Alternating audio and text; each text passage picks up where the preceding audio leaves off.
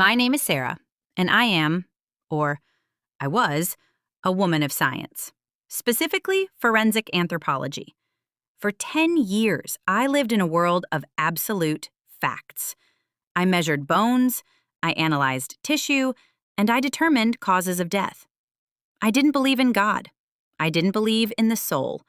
To me, a human being was just a biological machine. It ran on electricity and chemistry.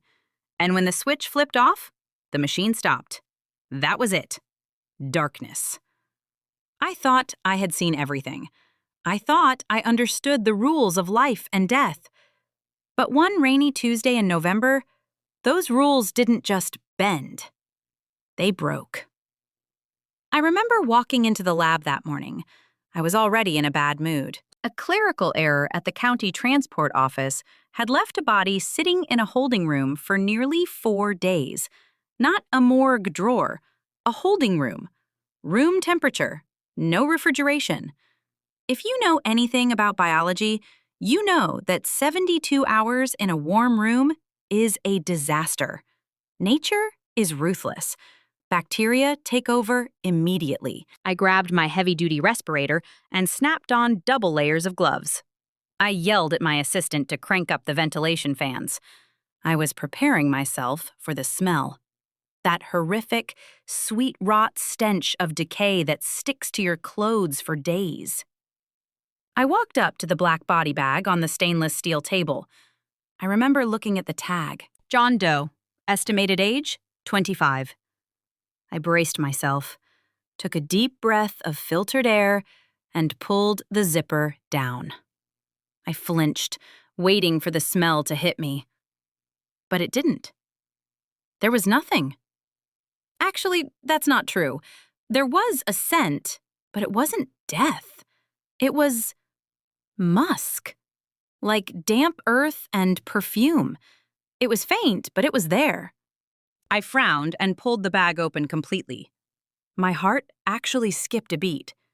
The man inside didn't look dead. He looked like he was taking a nap. His skin wasn't gray or bloated. There was no discoloration. His face was relaxed, peaceful, almost glowing. I checked the paperwork again. Date of death, Friday, 4 p.m. Today? Tuesday. This is impossible, I whispered to the empty room. I stripped off my gloves and touched his arm. It was cool, yes, but the skin was soft, pliable. There was no rigor mortis, no breakdown of tissue. For the next 4 hours, I went to war with my own education. I became obsessed. I ran every test I knew. I checked for embalming fluid. Maybe someone had preserved him? Negative. I checked for environmental anomalies. I checked for toxins. Nothing. I sat on my stool, surrounded by millions of dollars of scientific equipment, staring at this young man. Under the microscope, his cells should have been exploding. They should have been rotting. Instead, they were perfect.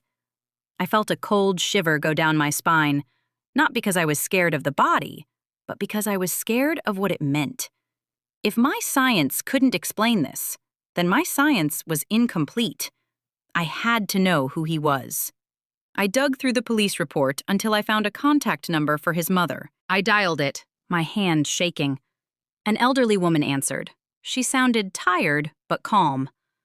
"Ma'am," I said, "I'm the medical examiner. I have your son. I need to ask you something strange. Was he on any medication? Was he exposed to radiation? Anything?" "No," she said softly. "Why?" "Because," I stammered, "he died 4 days ago. He hasn't been refrigerated. But he's perfect. He smells good. He looks like he's sleeping. Scientifically, this shouldn't be happening. It defies physics. It defies biology." There was a silence on the line.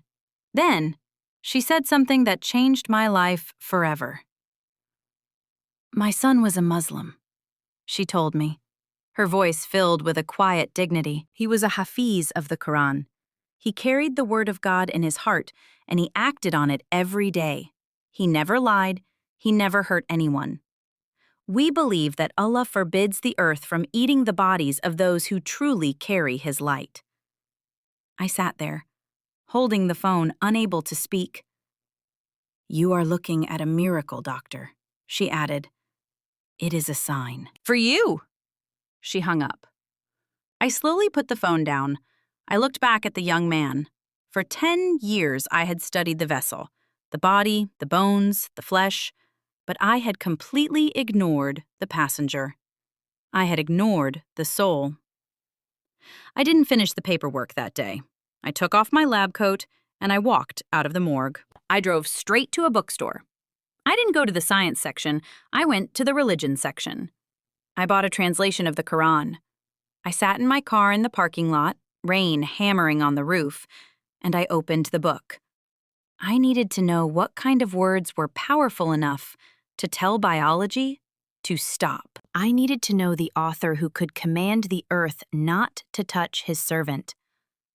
That young man didn't say a word to me, but he was the most eloquent teacher I ever had. He taught me that there is a life beyond this mechanics of flesh and bone. And that is how my journey to Islam began.